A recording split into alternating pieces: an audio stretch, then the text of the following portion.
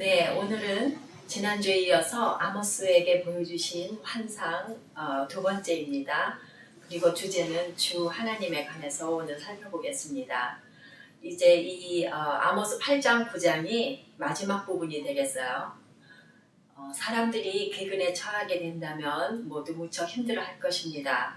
그러나 죄로 인해서 하나님과의 관계가 단절되고 말씀이 메마른 것은 그보다도 더 고통스러울 것이라고 말씀하십니다. 세상의 풍요를 누려야지만 만족을 얻게 되는 줄 알고 백성들은 부와 명예와 사치와 일락을 위해서 정신없이 달려갔습니다. 하나님은 그들의 무지와 탐욕을 꾸짖으시며 참 소망은 하나님께만 있음을 강조하시고 계십니다. 8장 11절 괄호넣기를 살펴보겠어요. 그날이 온다. 나 주 하나님이 하는 말이다. 내가 이 땅에 기근을 보내겠다. 사람들이 배고파하겠지만 그것은 밥이 없어서 겪는 배고픔이 아니다. 사람들이 목말라 하겠지만 그것은 물이 없어서 겪는 목마름이 아니다. 주의 말씀을 듣지 못하여서 사람들이 굶주리고 목말라 할 것이다. 예수님도 사람이 빵으로만 살 것이 아니라 하나님의 입에서 나오는 모든 말씀으로 살 것이라고 신명기 말씀을 인용하시면서 우리의 삶에서 진정으로 중요하고 가치 있는 것이 무엇인지를 가르쳐 주셨죠. 먼저 아모스가 본 나머지 두 환상에 대해서 보겠습니다. 네 번째 환상, 여름과일 한 강주리입니다. 하나님은 아모스에게 여름과일 한 강주리를 보여주셨는데 이것은 추수, 즉 모든 것이 끝나는 마지막 때를 의미한다고 합니다. 마지막 날, 하나님의 심판의 날이 백성들을 향해서 다가오고 있는 것을 의미한다고 합니다. 또 다섯 번째 환상, 공포의 환상인데 제단 옆에 서 계신 하나님, 이스라엘 백성에게 심판을 선언할 준비가 되셨다는 것입니다.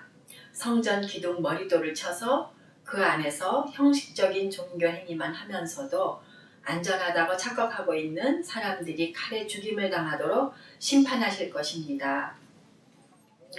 이 주 하나님이란 단어를 아모스는 이 책에서 11번이나 반복해서 쓰고 있습니다. 그래서 오늘은 우리 주 하나님이 어떤 분이신지 세 가지 주제로 살펴보겠습니다. 첫 번째, 천지를 다스리시는 주 하나님. 하나님의 말씀대로 살지 않으며 그 눈을 피하기 위하여 땅속에 뚫고 들어가거나 하늘에 올라가거나 산 꼭대기나 바다 밑바닥에 숨더라도 소용이 없을 것이라고 하십니다. 하나님은 한낮에 해가 지게 하시고 캄캄하게 하실 수도 있는 세상과 모든 사람들을 주관하시는 주님이시기 때문입니다. 실제로 2년 후에 지진이 일어났고 BC 763년에는 일식이 일어나서 하늘이 어두워졌다고 합니다.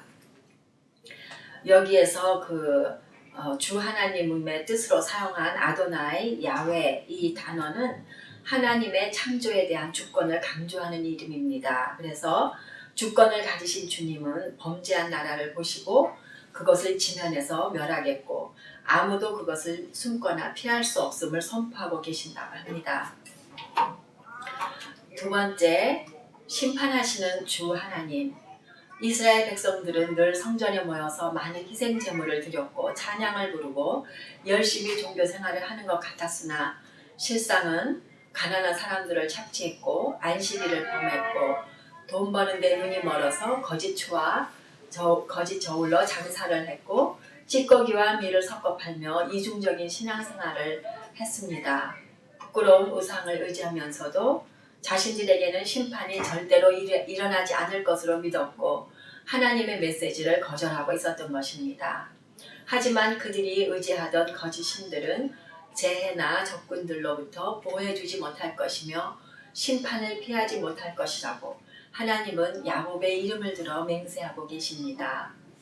이 역사책 열왕기하 17장에 바로 이러한 이스라엘의 최후의 모습이 기록되어 있습니다. 아시리아 왕이 사마리아를 점령하고 이스라엘 사람들을 아시리아로 끌고 갔는데 이것은 그들이 주 하나님을 거역하여 죄를 짓고 다른 신들을 섬겼기 때문이며 이방 나라들의 관습을 따르고 하나님을 거역하였기 때문이다. 하나님은 여러 예언자와 선견자들을 보내어 충고하셨으나 그들은 끝내 듣지 않았고 하나님이 주신 율례와 언약을 어기고 헛된 것을 따라가며 헛된 것에 미혹되었다. 이렇게 기록되어 있습니다. 이제 마지막으로 회복시키시는 주 하나님에 관해서 보겠습니다. 그러면 하나님은 택한 백성을 완전히 포기하시고 버리시는가?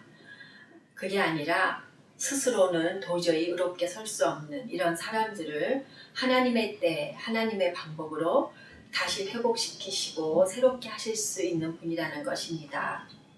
하나님의 주권엔 두 가지 측면이 있습니다. 첫째는 계속해서 범죄하는 자들을 심판하시고 징벌하시나, 둘째는 그를 신뢰하고 믿는 자들에게는 은혜와 회복을 자유롭게 주실 수 있는 분이시라는 것입니다. 심판의 기간이 끝나고 9장 11절에 그날이 오면 하나님께서는 이스라엘 백성들을 다시 데려다가 성읍들을 새로이 세우시고 그 땅에서 다시는 뿌리가 뽑히지 않게 하시겠다고 하십니다. 다윗의 무너진 장막을 일으키실 때에는 왕국을 회복하는 것 이상의 것이라고 합니다. 메시아가 오셔서 유대인뿐 아니라 이방인까지도 포함한 우주적 통치를 회복하며 엄청난 축복 가운데 풍요한 삶을 누리는 하나님의 백성이 될 것이라고 약속해 주셨습니다. 바로 우리가 예수님이 오심으로 인해서 그 약속을 누리는 백성이 된 것입니다.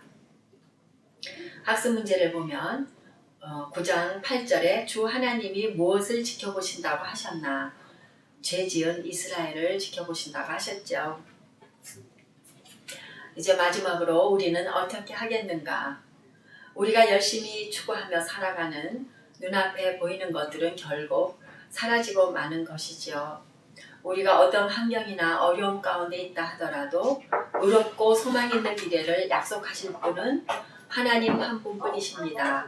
자녀, 배우자, 물질, 건강, 그 무엇이든 간에 내게 소중한 것일수록에 하나님께 맡겨드려야 영원히 가치 있게 남을 것이라는 것을 믿고 있는지요.